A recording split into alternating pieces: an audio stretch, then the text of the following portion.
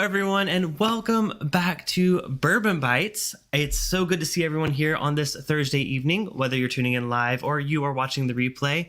I am so excited to be back with another awesome guest. We're kicking off this new year with just so many great guests on the channel. So want to say hello to a few folks here in the chat. I saw some people can't make it tonight, but they left their messages. I saw our good friend Sugar Kitty says, I really want to be there tonight. Has cardiac rehab at 7 in the morning. I love the Glen Grant 15. They're doing great things there. Well, Sugar Kitty, hopefully you're tuning into the replay. Leave us a comment down below how you enjoyed the stream, and anyone else that's here for the replay, let us know your favorite whiskey in the chat.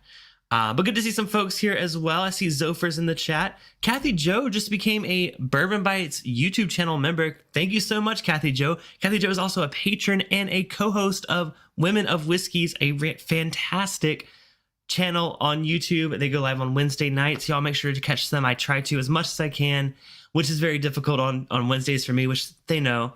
But go check out Women of Whiskies. Michelle and Kathy Joe are awesome. And thank you, Kathy Joe, for the support. You're amazing. Adam Free's in the house. What's up, Adam Free? Good to see you, as well as Donnie, our Tennessee friends here in the house. Brandon, all the way from California. Just kidding, Brandon. Diana's also here from Tennessee. Good to see you, Diana. Zover says missed last week, but here's to a new year of the Bourbon Bites channel. Oh, well, thank you so much, Zover, man. It's so good to see you recently, too. I hope to hang out with you more this year. He's our San Diego friend. It's weird that I know where everyone lives. I promise I'm not tracking you guys. These are all just my friends. So good to see y'all supporting us. Fred, all the way from Colorado. Look at me. I'm keeping the train rolling with knowing everyone's from. Well, with that, you know what? Let's go ahead and bring on our guest. Now, I don't know, but I can guess where he's from, but I know right now he is joining us all the way from San Francisco. So please welcome the global whiskey advocate for the Campari Group. I met him very recently, and I have just been fascinated with his stories. Please welcome Robin Coupar to the show. Robin, welcome. Hey, Clifton, how are you? I'm doing well. It's so good to see you. Yeah, it's so good to see you again. So some of you know, but I met Robin at a tasting that our friend Vadim put on. He runs a group called the Virtual Tasting Society. You can check out their link down there. They do a ton of virtual tastings throughout the year. Most of them are over Zoom. But fortunately, I got to hang out with Robin in person here in the Los Angeles area. And he guided us through some really incredible whiskeys. So I wanted to invite him onto the show tonight to kind of do the same for us here. So Robin, thank you for offering to come on. Hey, thanks, Clifton. And yeah, that was a great night that night. We certainly did taste a few good whiskeys. Definitely. I see people commenting that I need headphones. So this echo issue just started last week and it's never happened before. So I'm going to put some headphones in. Apologies for the bit of an echo there. But I got that handled. So Robin, well, first of all, tell us a little bit about yourself and how you got to be the global whiskey advocate at Campari. Gosh, I mean, it's well, look, I've been in the business for quite a long time. I started in January 94, so I've just completed 29 years. So I guess this is now my 30th year. And it's my 30th year of being alive, so is it? Oh, yeah, it gosh. is. I turned 30 this year. I'm sorry, I just had to bring it up. Thank you. I'm sorry, like an old man, but yeah, no, I mean, I was. I'm Scottish. I come from Edinburgh, and I really wanted to, Scotland's one of the smallest countries in the world. I mean, you could fit Scotland into the population of Scotland to LA probably about 4 times over. I mean, so I wanted to get out of Scotland. I love Scotland, but I wanted to see the world, and I thought, how do I see the world and sort of represent my country? And obviously Scotch whiskey was something that always kind of, I found fascinating culturally as part of, how I grew up. But, I was, I kind of living my dreams almost, because I'm based in the US and I came out here back in 2003, and I was only supposed to be here for 2 years.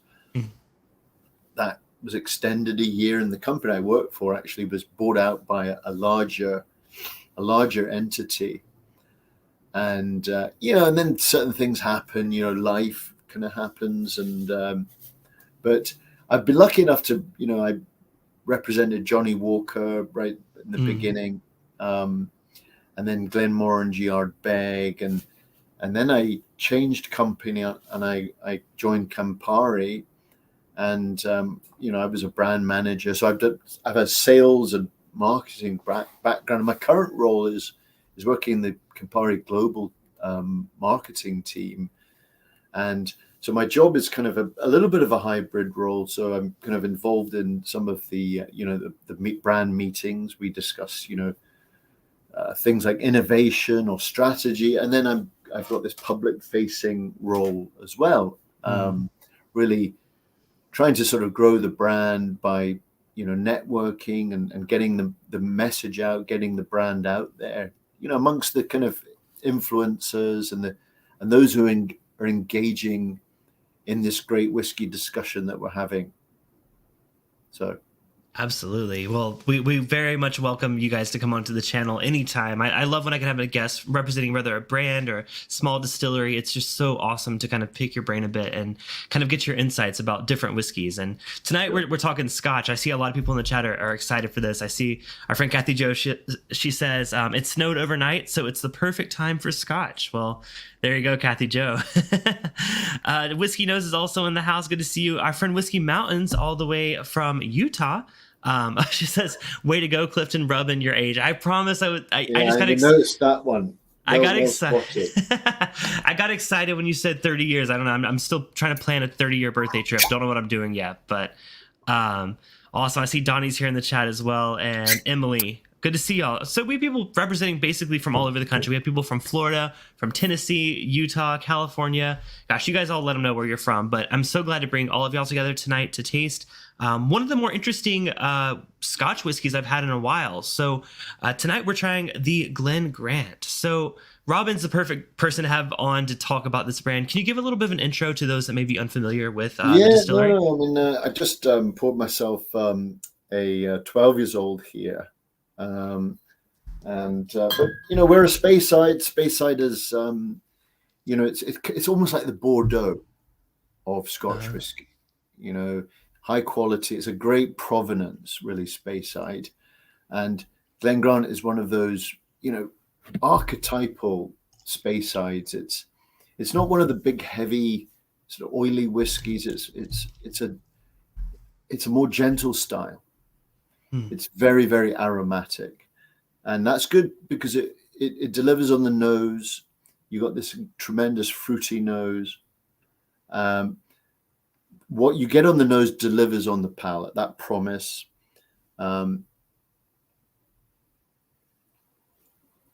It's quite. It's a Scotchy Scotch. I mean, you get that malted barley burst on the palate, that kind of almost like juicy fruit sort of notes. It kind of, you'll get a little bit of maybe that sort of dryness towards the back of the palate because there is an element of sherry in there as well as bourbon. Okay. So you'll get that complexity and that balance, and then it's got a lovely long finish. So there's a bit of sort of harmony, with the two types of wood. But it's got this incredible aroma, and you go back to the history and the founders. Two brothers founded the distillery. I mean, their name is still on the label, Grant, and Grant's actually in Speyside, in that part of Scotland. Grant was a very dominant clan, and many of them, the way of life was to make whiskey, and that's why there's about 56 distilleries still in Speyside. Perfect conditions, barley growing, lots of mineral rich water, and also everything you needed. So the Grant brothers, they built Glen Grant. And the son of one of them, he was the one that really brought Glen Grant into being what it is today. He was fascinated in, a lot of Victorians were very curious. They were traveling, to other parts of the world. In his case, Africa, all the way up to India and as far up as the Himalayas. And And Wow. what really kind of made him curious was, at the time was this exotic, can I say exotic or non-native, fruits. Right. In those days that they were so, interested in that. And that would bring a lot of these, non-native plants back to Scotland. He would propagate them in glass houses or greenhouses. And I don't know if you know this, but behind Glen Grant Distillery is a 27-acre garden, which is full of apple orchards, pears. And so that fruitiness, that kind of, in the greenhouses, sorry, I'm backtracking, but in the greenhouses, they were growing pineapples and melons and Oh, peaches. okay. Wow. This is in the north of Scotland, Exactly. That's why I'm confused. the weather-beaten north of Scotland. And so that got him thinking about how his spirit would taste. So, he came from a family of engineers because the Grants built the railroads. They were the ones that built the railroads through the Spey Valley. And so having that engineering, that curiosity, that Victorian background, he designed these taller stills and unique water cooling purifiers, really to deliver this, highly aromatic and apple, the green apples, the pears, that real fruity, not just fruity, but that malty aroma. And at the time, a lot of the distilleries in Scotland were producing quite a big, heavy, oily spirit. Some of them still do. And so he went against the kind of the norm. And it's I'm not saying that everybody followed Glen Grant, but Glen Grant really has its unique place. And fast forward to today, we don't make a lot of spirit. All of our whiskey is processed from barley all the way to bottling at the distillery. So we're the only distillery, I think, in all of Speyside that bottles every drop at the distillery. We still use wooden fermenters. Oh, wow. Where most of the industry have moved on to stainless steel. We also, most of our inventory, in the high 90s, is still aging in stone dunnage warehouses. And again, many of the big distilleries will have been increasing production and building brand new warehouses, which in these days, they're not built of stone, they're built of concrete and steel. And so I strongly think that some of these older traditions are still important, because they do make a difference, Well, I was gonna say, you mentioned earlier you were still talking about the greenhouse, but as soon as you mentioned apples, that was the first thing I got on this whiskey. Not only that, but you mentioned the maltiness, but I think it's a sweeter maltiness that I'm not used to. Like I'm almost getting like some of like a sweeter, I don't know exactly, maybe honey kind of sweetness going on with it, but there's like a bit of a sweeter element to it. And then and then you said apples, and it immediately was like, that's exactly what I'm getting. It has that brightness, that fruitiness, the crispness even of like an apple. I had to double check. I was like, what's the ABV on this? And I saw 43%. This has so much character for 43%. Like I'm a bit of a higher proof kind of person coming from the bourbon world, so it's a little more common. But wow, I was really impressed that this was, coming in at 43%, but has all that flavor going on. Yeah, and you think about it. You think, Christ, how do I make a whiskey represent this kind of incredible, natural haven of fruity, floral elements? How do you distill that down? And I often think, if you've ever been to Islay, which is the island off the west coast of Scotland, where they're very exposed to the sort of maritime elements, they use peat in the drying process. You can really get the provenance. It's a bit like a wine, the terroir. Right. And I think you really get it in Glen Grant too, although it's a different type of provenance. We're surrounded by mountains. We're in a valley. There's lots of barley growing. We've got this incredible, we call it the Garden of Splendor because it just is. In springtime, it's probably covered in snow right now. We had a lot of snow over the festive period, but springtime, all the bulbs are starting to pop up. You get Oh into yeah. springtime, it's just full of blossom. I mean, that's the essence of Glen Grant. And, I don't want to labor on this too much, but it's important to know that, our master distiller, he started in 1961. He was only 15 years old. Wow. And his father and his grandfather were, at the distillery. They worked at the distillery too. And, 60, well, in April, he'll be into his 63rd year. He's been at the helm, making sure that the consistency, well, the quality, number one, is as high as it can be.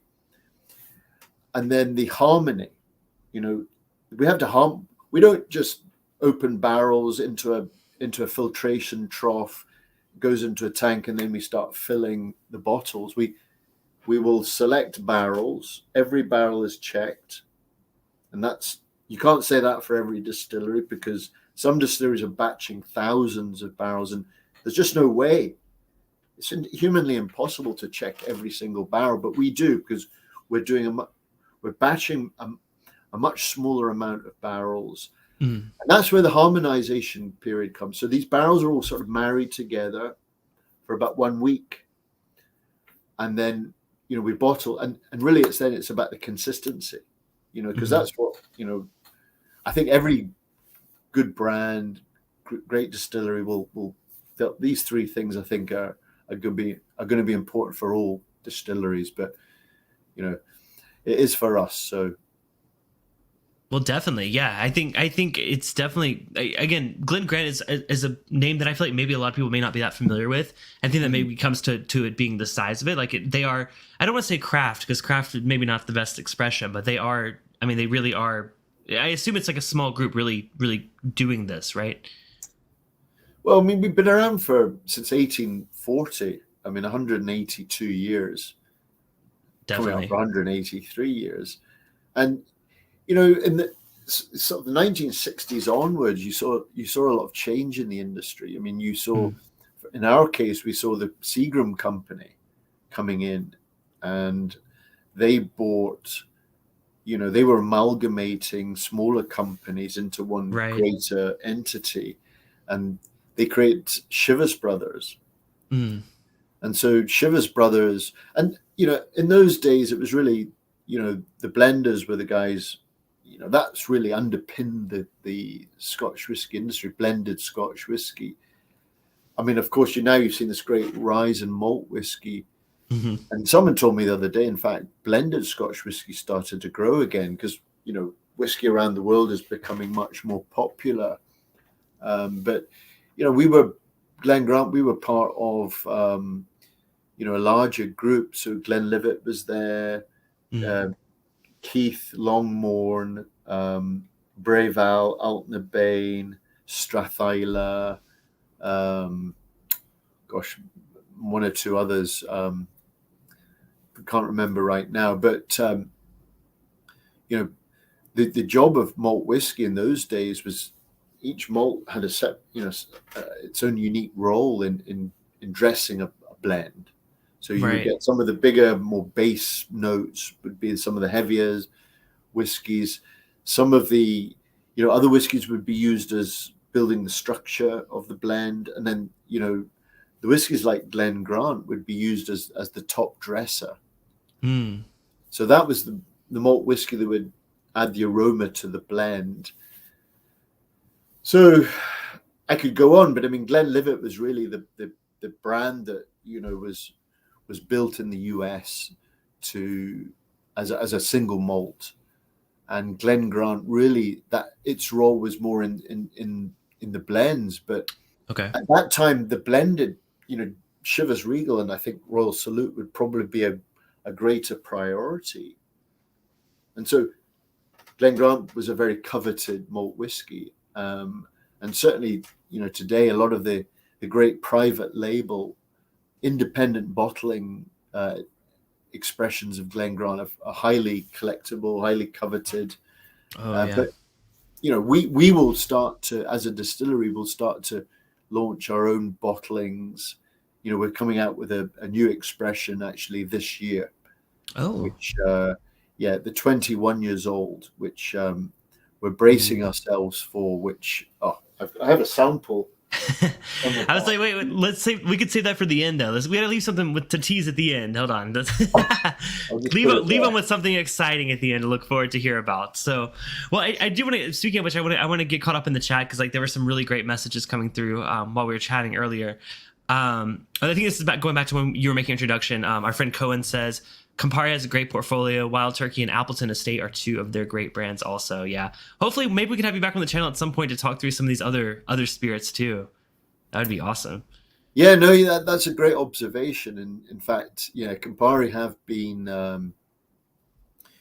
building we like to call it kind of a cathedral. We've been building the foundations and some of those brands like Wild Turkey and Russell's Reserve and Appleton. I mean, Appleton is an outstanding, Jamaican rum, and there's some lovely rums, and they make they distill rum through columns and pot stills. Okay, yeah, I don't have too much experience with Appleton. I see it everywhere. I know it's like one of the most. I see it like every time I go to an airport lounge, they always have Appleton Estate. So it's really fun. It's fun. I need to explore a bit more. But of course, Wild Turkey and Russell's Reserve are staples in my collection. I have several bottles of each Wilderness of those. Trail. Wilderness Trail. Oh, really? Awesome. I love Wilderness Trail as well. That's awesome. I know they just recently had an 8-year expression come out that I'm really excited to give a try when I can find it out here. A few other comments. Our friend Whiskey Mountain says, had no idea there were so many distilleries in Speyside. Yeah, I'm super unfamiliar with them. A lot of the names you mentioned, I recognize. I just had no idea they were in that same area. Yeah, so I mean, if you're standing on the top of Ben Rinnes, and there's a Ben Rinnes distillery actually, and it's a clear day, you will get a view of a 50-mile radius. Within this radius, there are 56 distilleries. Oh, wow. When I joined the industry, I think, there was probably about 86. There's now, in all of Scotland, I think we're north of 130 distilleries. Many of them, when I started in the early 90s, a lot of distilleries were becoming mothballed. Many people know the story about Port Ellen Distillery on Islay. They basically stopped producing at that distillery and removed a lot of the equipment. But now, as of course, demand for malt whiskey, especially, some of these distilleries are now coming back online. Some of them are expanding massively, and of course there are brand new distilleries. I mean, a lot of the independent bottlers who would buy barrels and casks from distilleries. That's quite a big part of the Scotch whiskey industry, buying and selling of barrels. It doesn't happen so much in the American whiskey business, but certainly in Scotch whiskey because of that, blended Scotch whiskey business. But as malt whiskey is becoming more precious, a lot of those smaller independent bottlers have built their own distilleries, or they've bought distilleries. And so Gordon MacPhail, for example, a fantastic independent bottler based in Speyside in Elgin, they built the Cairn distillery, brand new distillery. Oh, wow. I didn't realize that. I'm very familiar with the brand, but I didn't realize they had done that. Yeah, they built, if you drive up through Speyside, it's right there on the right, I think after Aberlour. Beautiful part of the world, by the way. You should. It's on my goal in the next 5 years is to come out that way. So I have it on my list. Don't have plans yet, but I definitely plan to head that way. I've seen photos and videos, and I've heard stories from friends of how beautiful it is. And it's I call it God's country, but I mean I'm a little bit biased because I'm Scottish. Of course. You can see the Scotland flag up there. Oh, I love it. Yeah. Well, I get this. Actually, this comment comes from our friend Donald Rance from Canada. Actually, he says, if quality is number one, then the Glen Grant 15 shows it. It's an unsung hero in Scotch. Well, that's a great segue, Donald. I think that's what we're moving to next, right? Yes. The 15 year. The 15, it's interesting because I was actually at a dinner last night in Palo Alto, and it was a bourbon dinner. And I couldn't help myself. But after we did a beautiful flight of Russell's Reserve bourbons, a few single private barrels in there. Nice. I pulled out the 15 years old as a final. Okay. And I thought I did that because, the whiskey category is a broad church. Okay. I mean, you've got American whiskey, a lot of people have got into whiskey through bourbon in recent years. And an incredible journey through bourbon. I mean, you've got the big sort of spicy bourbons, you've got the lighter wheated bourbons, you've got the cask strengths, the non-chill filtered. You've got my language. You've got this whole rye category that's emerged as well. I mean, and I kind of liken rye whiskey to the Islay, the peated Scotch almost. Yeah.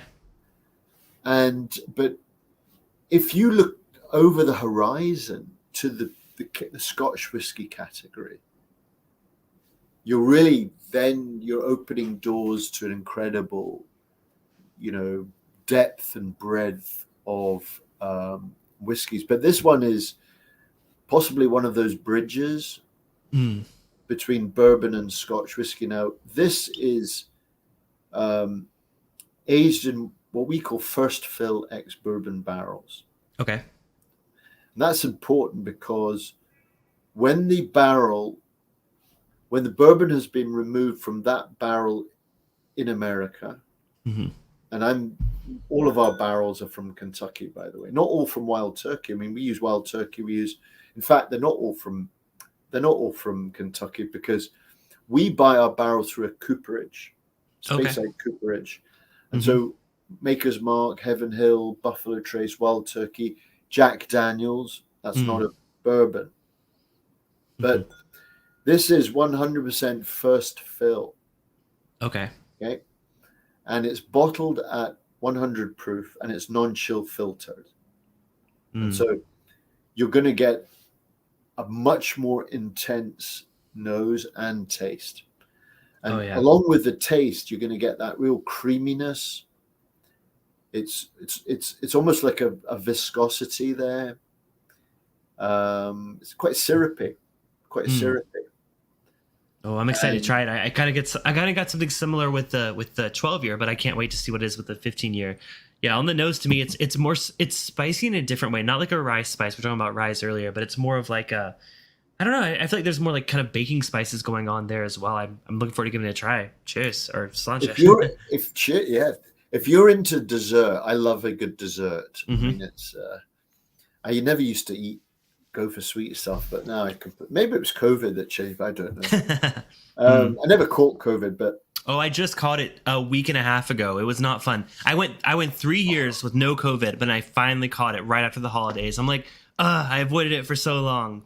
Damn it! But, well, it looked like you got over it pretty quick. I did have a few days or not a full week, but without the sense of taste, and that was horrible for a whiskey lover. Going without a sense of taste, it was just miserable. I just wanted to enjoy my spirits. Yeah, that's a tough one. I mean, knock on wood, I haven't had COVID, but going back to this, it does have that. It reminds me. You know what? What I sometimes describe this as a tiramisu. Oh, okay. I could see that. Yeah, for sure. It's got that like caramel. It's got that creamy caramel. You got this fruity sponge, and then you've got that. You mentioned it, the spice. That it's almost like the coffee in tiramisu. Yeah, I mean, I thought the body on the 12 was good, but this one is like it's so that you mentioned you were describing something else, but you said sponge. But I'm thinking like a very saturated cake, like a very like it's covered in like caramel drizzle or whatever it is. It's super rich and oily. To me, that sounds good. I don't know, maybe not everyone else, but to me, that sounds exactly what I want in a dessert. Yeah, I mean, I prefer the 12. Okay. I mean, and just a thing about the kind of the entry level, if I may. The entry level is always the flagship of the brand. It's the foundational stone in which all of the other, the rest of the range, I guess, is built upon. And for me, the bit of the sherry element with the bourbon, just for me gives it that kind of roundness. But listen, what I said was, this is the bridge for the bourbon, those big, tough You see bourbon why I love it, drinkers, yeah. like the big strength. Hmm. And it's a way of, getting into Scotch whiskey. And of course, it's got all the vanilla elements that you will get in bourbon. If you like vanilla, Oh yeah, there's a lot of it here. definitely. I want to backtrack. There was a question that came in earlier when we were talking about the 12, and I don't want to disregard it because it's actually a fantastic question. Adriana is asking, she says, so they engineered the stills purposely to create these lighter fruit forward scotches. I think this is back when we were talking about that they were inspired by those like pears and apples. Was that why they went with that style of still? Well, yes. I mean, because in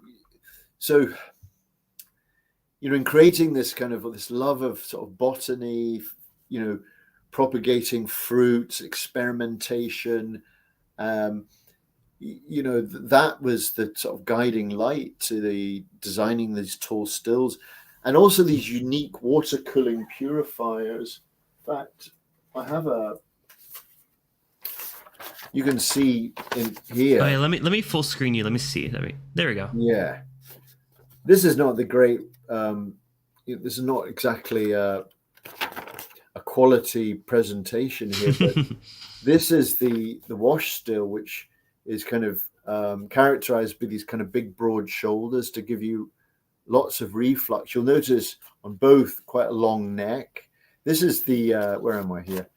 This is the spirit still here, which is much more sort of curved and a little bit more taller and narrower. But then what are these here? There's one here, one here. Okay, these are not worm tubs or condensers.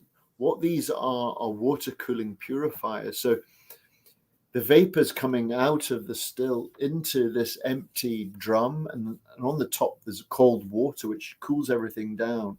But what it does, it pulls up the very sort of aromatic, fruitier vapors.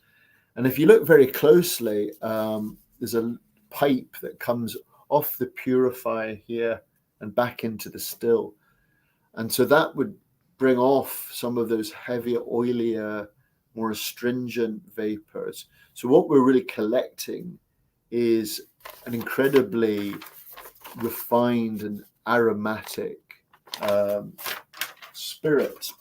And that, voila, that's really, that was the, there would have been a process of experimenting and all the rest of it. And that's what they would do in those days.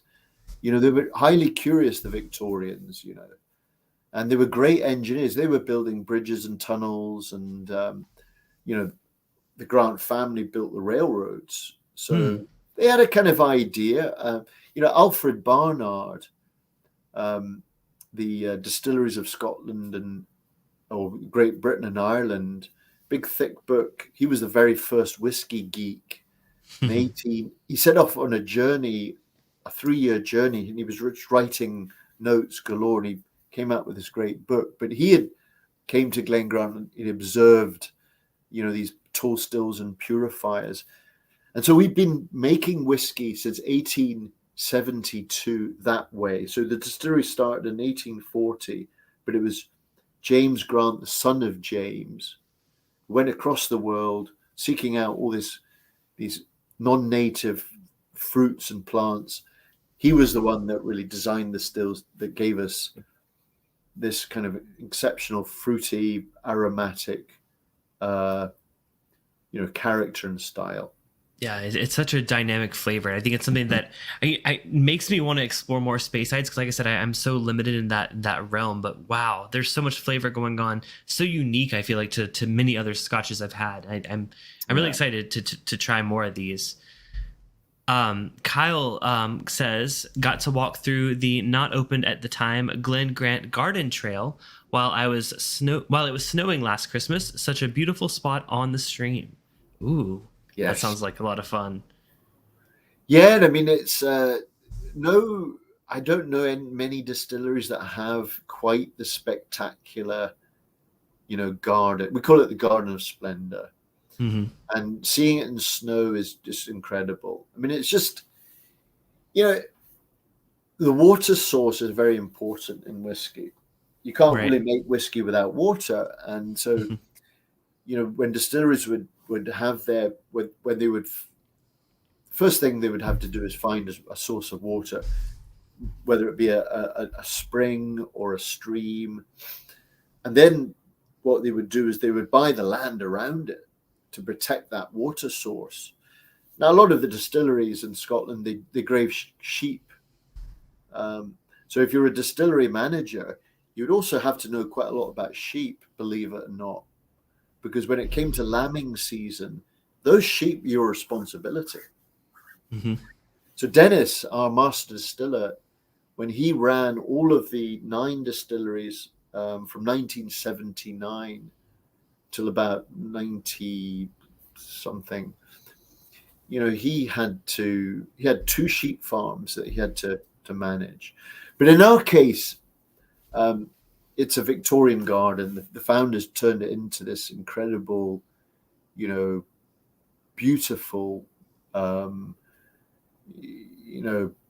garden where many tourists will go. They'll go to the distillery, but they'll picnic in the garden on a beautiful summer's day. It's absolute. I mean, any day of the year, it's a bit cold when the snow's on the ground, but oh my God, this during the seasons of the year, and different flowers are flowering, and it's spectacular. And the water goes, the lifeline, the water flows through that garden, and so it's a paradise, really. Oh man, you are really tempting me to go there real soon. Someone said earlier, it's like, oh, maybe that should be your 30th birthday trip. You know what? It's a little late for me to plan that, but like that, maybe 30. Related one. Yeah, there we go. I love that. All right, a couple more comments. I just want to get caught up here. There's some really great ones coming through. Donald Rand says, first fill ex bourbon and 50% ABV sounds like it's straight out of the gospel according to Jim McEwen for me. Yeah, it sounds delicious, and it is delicious. The great Jim McEwen. I've seen him in action. Master classes, one of the greats, great mentors. Love Jim McEwen. Yeah, and then Nimrak says, but we're not copying Jim McEwen, by the way. That's Dennis. So our master distiller, Dennis Mark, I mentioned him earlier. Mm-hmm. He's the guru.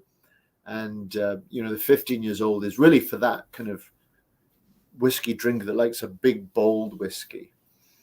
Right. And then our friend Nimrak says, Scotch is such its own world of whiskey. Really awesome and lots to explore down that rabbit hole. Yeah, I agree. And I've been really enjoying it. I was telling Robin a bit earlier that like I'm at this point, I don't want to say I'm new to Scotch because it's been like a year and a half, but I feel like coming from the bourbon world and just expanding, and not that I don't still love bourbon as much as I have always loved bourbon, but just expanding my palate and trying all these different flavors from all over the world has been such a journey for me. And I'm so passionate, and I really enjoy it. And it's thanks to people like Robin and others that come on the channel that introduce me to these other brands. It's why I do what I do.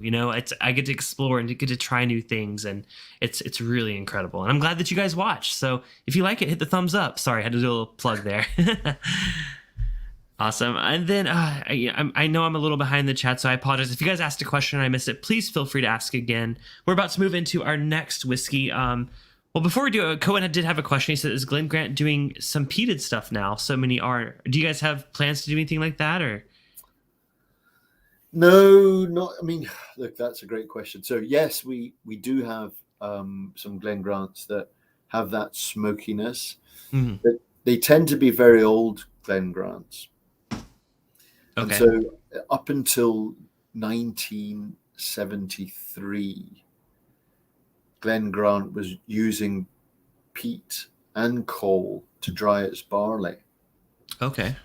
There was a period during the war where, all the peat and all the coal was sequestered for the war effort. But so between I think 49 and 73.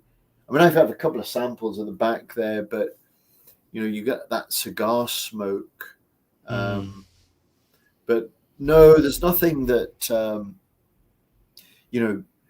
and I guess this is a good question, you see, because the Scotch whisky industry has been tasked by the UK government to be carbon neutral by 2030. Mm. And so I think Islay will, some of those island distilleries will get an exception to the rule. They'll get a pass. I mean, Islay, you can imagine, you can understand, because per head of population, Islay whiskey has a massive contribution to the government coffers. Okay. Mm. But I think on the mainland, we're all working towards a carbon neutral footprint. So you'll see fewer and fewer, fossil burning operations. Right.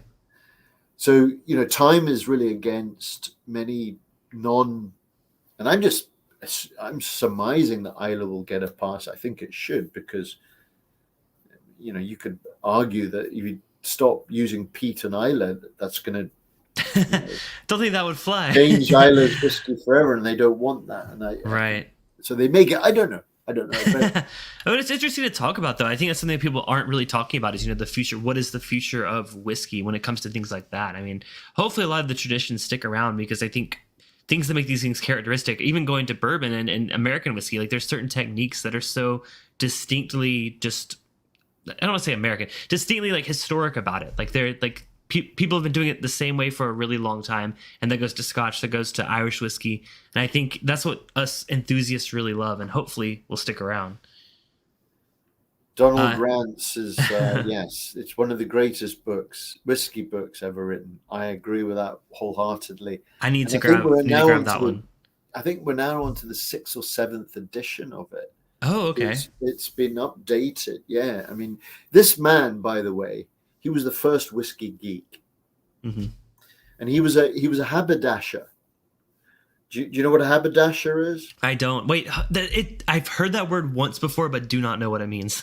Haberdashery. I think if everyone knows it, put it up there. But why don't we wait until if anyone gets that word? What's a haberdasher? Put it up there. But okay, yeah, let us know. And he was quite an eccentric man. Okay. And he was the first whiskey geek, and his book is about that thick, and it really is. It's an epic book. You should get it. Emily, there you go. Oh, Emily got it. She well knew done. that. Yes, a haberdasher. He was a hat maker, whiskey geek in That's awesome. 1886 or 87. Yes. Huh. That's fascinating. I need to, that's my first time hearing his name. I'm going to have to look that up, because I need to get more. There's so many great whiskey books out there. I've read a couple, but I can't wait to explore more of them. Yes. Yeah. All right. Well, let's move into our next whiskey, which is the 21-year-old. I'm very excited to revisit. The 18, I think. Oh, I'm sorry. You know what? You teased the 21. You got me excited. Sorry. The 18 year. Sorry, not to skip the 18 years. So let's talk a little bit about this one. Tell us about this whiskey. The 18 years old. I mean, right now, it's the unicorn of the range. It's received, best whiskey of the year in the Whiskey Bible 3 years in a row, double gold medals, 95 points. This is so the 15 years old is a story about the oak, the impact of that first fill, the non-chill filtered, those elements of the wood that haven't been removed, they've been retained. But this takes a little step backwards from the wood. It's mainly refill bourbon. Okay. But what you've got here is it's just the essence of that lovely malted barley. Okay, so you're standing in a barley field. It's late September, spring barley. So it's barley that's seeded in spring, and it's just about to be harvested in September. The days are still very, very long up in the north of Scotland, and it's just that lovely barley sugar, that butterscotch. It's just, it's like Dennis describes it as like a finely tuned Rolls-Royce engine. Everything. Okay. One of the writers actually described it as not a malt molecule out of place. Wow. And then he goes on to say it's about as refined as a 1950s English actor's enunciation, but probably more precise. In fact, I had a great chat with a guy who is he's a Ferrari racer. Mm. So I did this event, and he's a racer, a racing driver, and he was trying this, and we were talking about how his engine on his Ferrari was so finely tuned, and he could completely relate to this. So, oh, so different. I think I was going back and forth, just nosing them all and trying to kind of compare a bit. This one has a bit more of a. It's more of a. I mean, I think definitely it's more oaky. I'm getting, even the other one was first fill bourbon. I think I'm getting more of the oak. I don't know if tannins is the right word, but I get a lot more of the oak impact on it. I can tell that this is a really well aged whiskey going on in the glass. I do also feel like it's got a bit of a. It's bright on the nose, not quite the same fruity brightness I was getting on the 12. No. What do you get on the nose on this? I'm curious. Yeah, but I get so that's what I get. I get more of that sort of barley sugar. Okay. But it's not overwhelming. It's there. It's got that more of that kind of floral. I'm not going to say grainy because that takes it to a whole different place, but you've got those layers of that lovely barley, that maltiness. It's like a bit like Whoppers. Oh, okay. Yeah. Whoppers, which are called in the UK. They're called. I was going to say, yeah. I feel like I'm surprised you used the word Whoppers. I feel that's a very American branded version Whoppers, of that, right? Yeah, it doesn't sound like the right vocabulary describing a whiskey like this, but.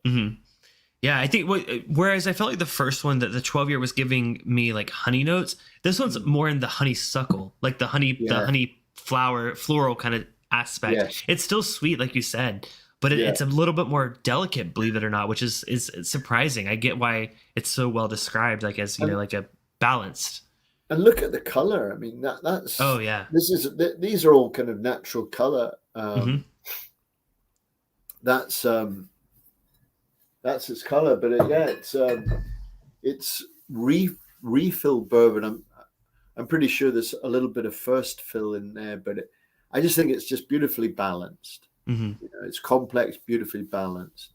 Nimrax jumps in and says, great analogy. And Donald Rance also said great analogy. He says, Scotch can be like a fine-tuned Ferrari, fast and light, while bourbon is an American muscle car with 1,000 hours power and it gets you there in a hurry. Yeah. I can see that.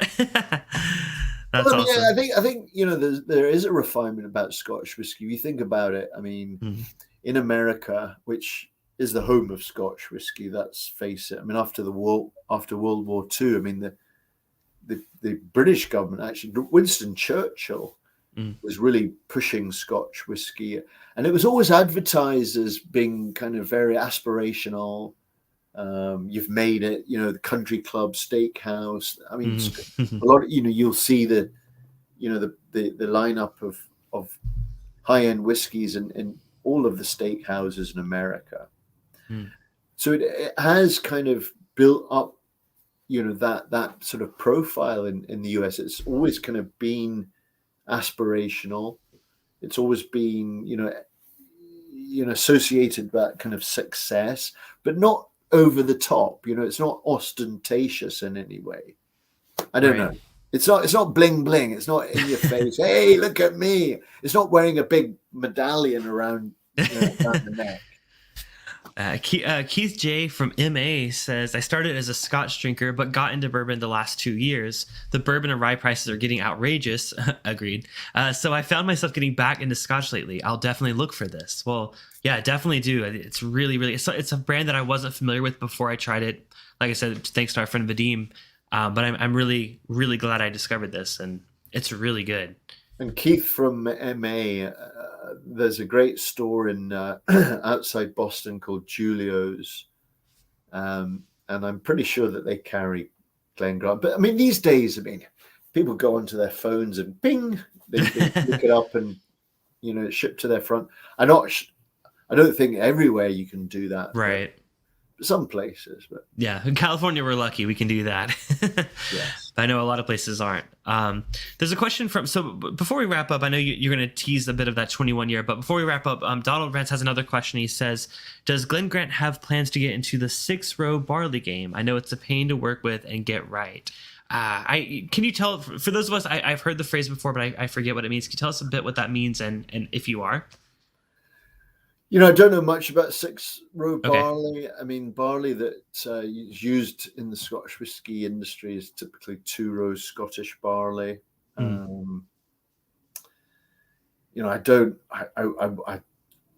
It's probably reasonable to conclude that there may be some of the smaller distilleries that, are nimble enough to,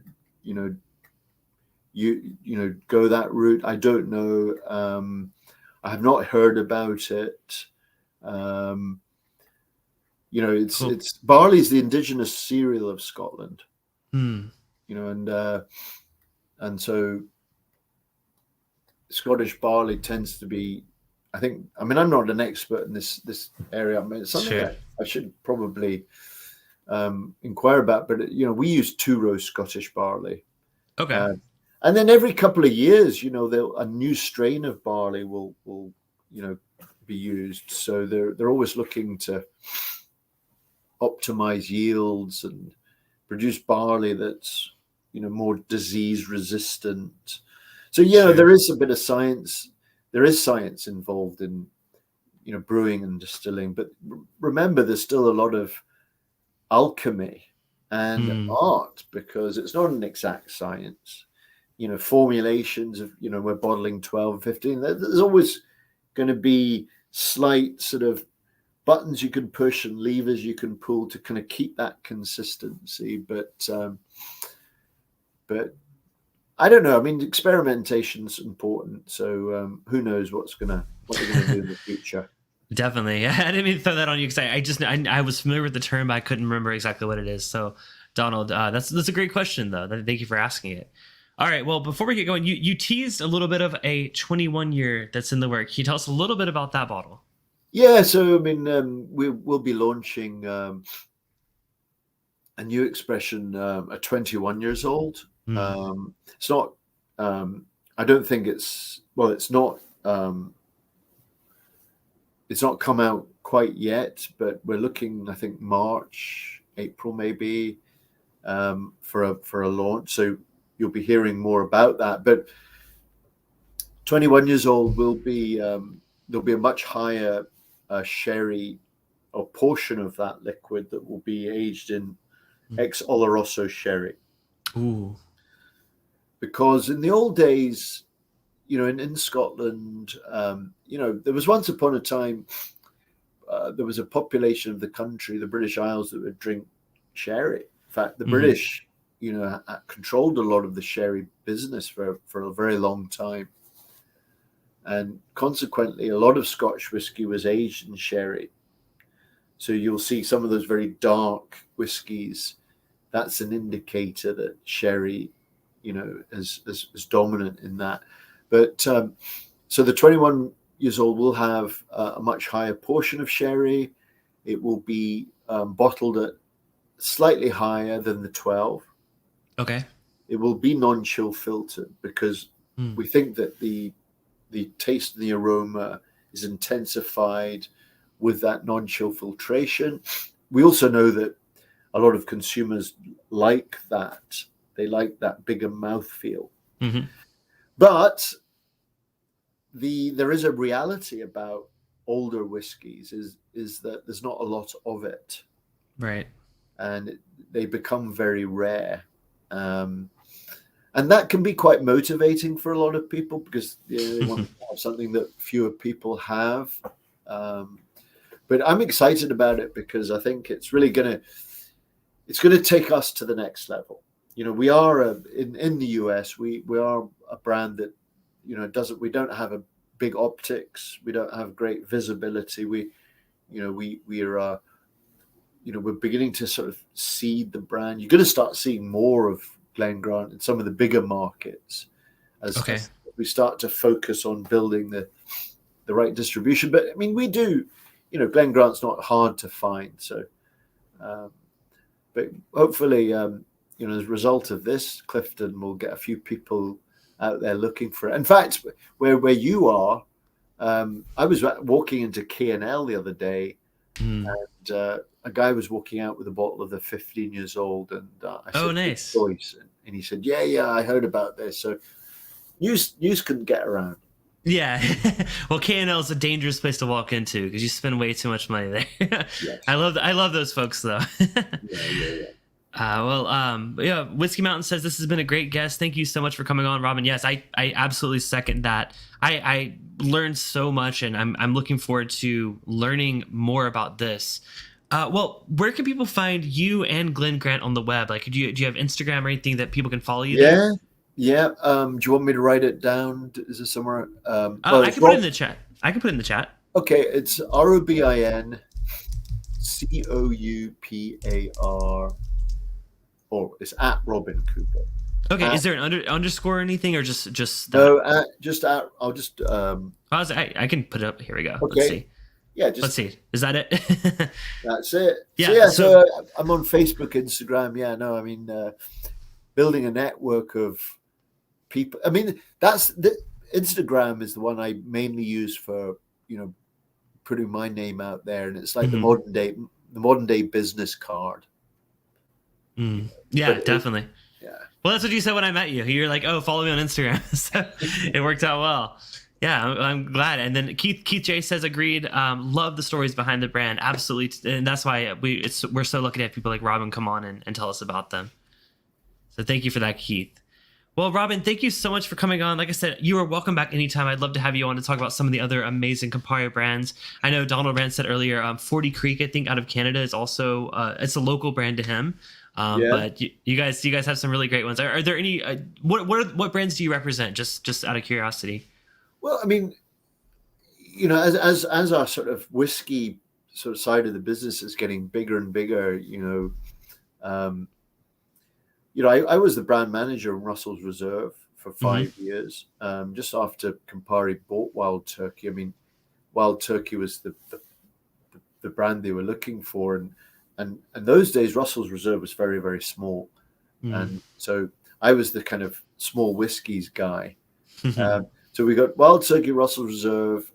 We have Wilderness Trail, which I don't know much about, to be honest with you. But the company recently acquired that, so there'll be a little bit of onboarding process to go through. 40 Creek, though, I love 40 Creek. I mean, it's in recent times, in fact, we've changed the sort of packaging, and we've really kind of highlighting the Providence Niagara. Okay. Niagara is the biggest flow of fresh water anywhere in the world. So there's probably a strong chance they'll never stop making whiskey there. But their blender there, Bill Ashburn, he's a genius, and there's some great whiskeys from 40 Creek, and I would give it a try.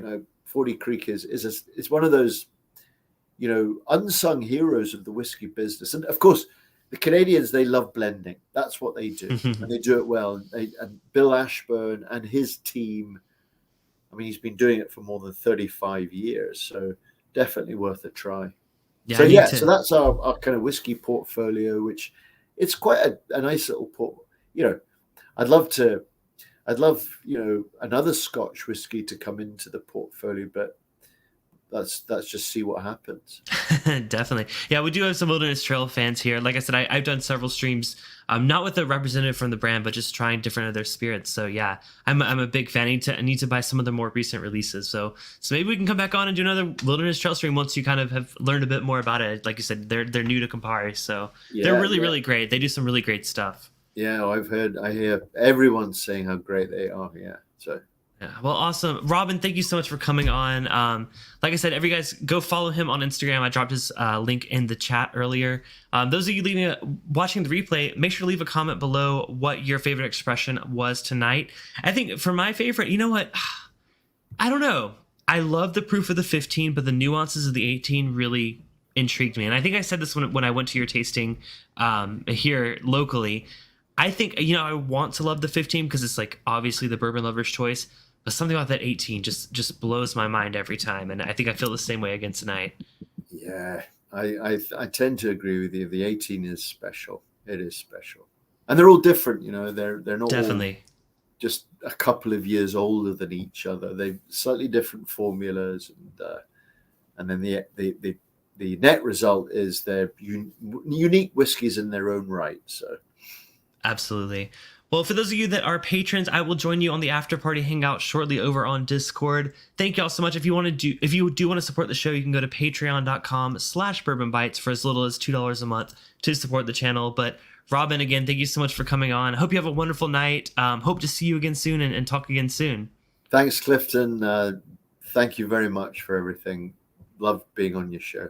Absolutely. Well, cheers, y'all. Thank you, everyone. All you Scotch lovers. Yes, all you whiskey Scotch lovers. Whiskey lovers, love it. Yeah, Scotch and whiskey. All the whiskeys. It's all right. whiskey. It is. All right, y'all. Cheers. I'll see y'all next week. Bye. Take care.